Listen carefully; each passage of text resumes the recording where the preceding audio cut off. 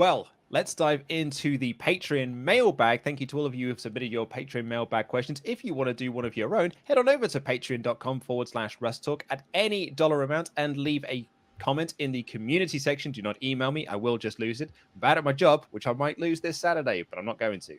Ryan B. Bad says, hi guys, how are you? I know a lot of people have brought this topic up and it seems like it's an endless talking point, but I do want to bring up something about AEW's booking of the women's division. First and foremost, I do agree with most of the criticism about its booking, such as not giving them any storylines. However, I think a lot of people, fans and wrestling news people, are too critical of it sometimes. Injuries and the coronavirus have limited its roster, like everyone else, but I think so has the fan reaction. I've noticed it doesn't take much for the fans and media to crap all over it, especially on Twitter, and not realize that they actually have tried to do a lot with this division. Everything they do, though, faces backlash. Riho faced backlash and was called Brock Lesnar because of her schedule. Brandy's Nightmare Collective wasn't given a chance.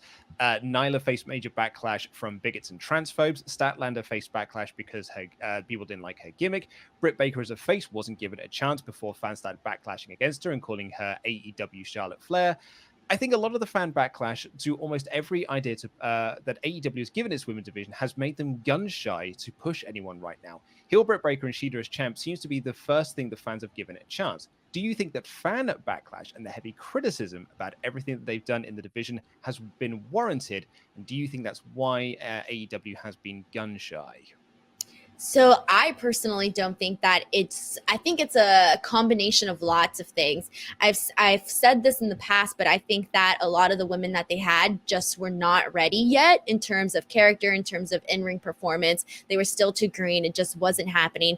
I think that they need more female ring generals to work with the women that are not as experienced. I think that obviously with that, they do need more time, more matches, more opportunities. And that's why I get that they were doing the tournament on YouTube. Like, I get it. They were trying to get, more experience for the women, but I do think that they need more women that can actually help, more women with experience that can help the younger women get over and work better.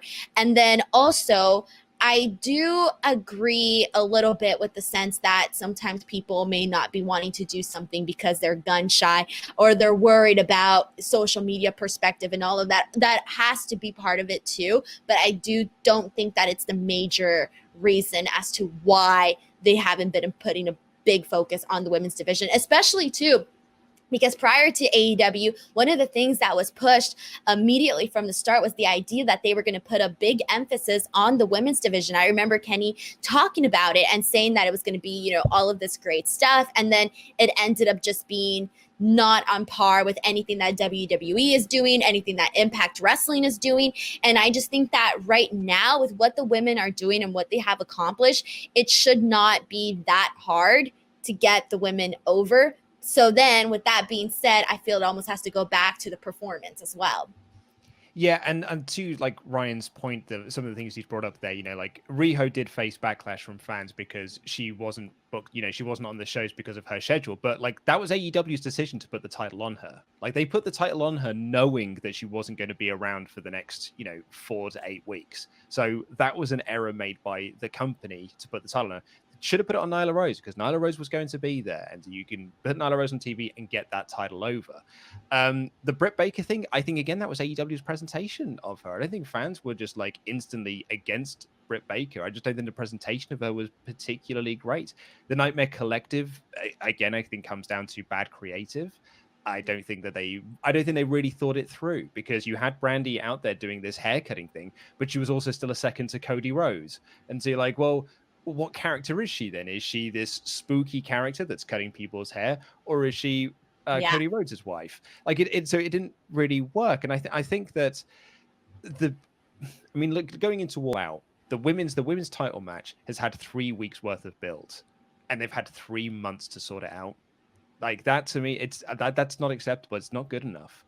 And no, it's not. Think you could say that there's fan backlash, this, that, and the other, but at the end of the day, I think that comes down to the company itself. The company made that decision to only give that match 3 weeks worth of build.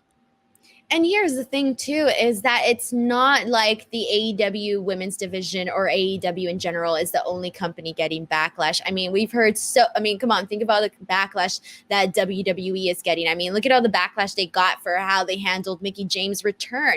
That's just one example. So I almost think that, yes, you can get that backlash and you can either have it affect you and you can, just drop whatever idea you were going with, or you can maybe listen to the people and change it or just make it work better. If they thought that something was a good idea but it just wasn't connecting with the fans, okay, like either if you have a vision for it, then go for it. But if the vision isn't there, then I think it's going to be transparent for the audience, and the audience they're not going to really buy it. So it almost feels like the creative hasn't necessarily struck in terms of the women's division. They have to have something that is going to actually capture the fans' attentions. And if they don't do it 100%, then the fans are going to see right through it. And I think that's probably what we've been seeing with all the examples that you just mentioned and that he just mentioned.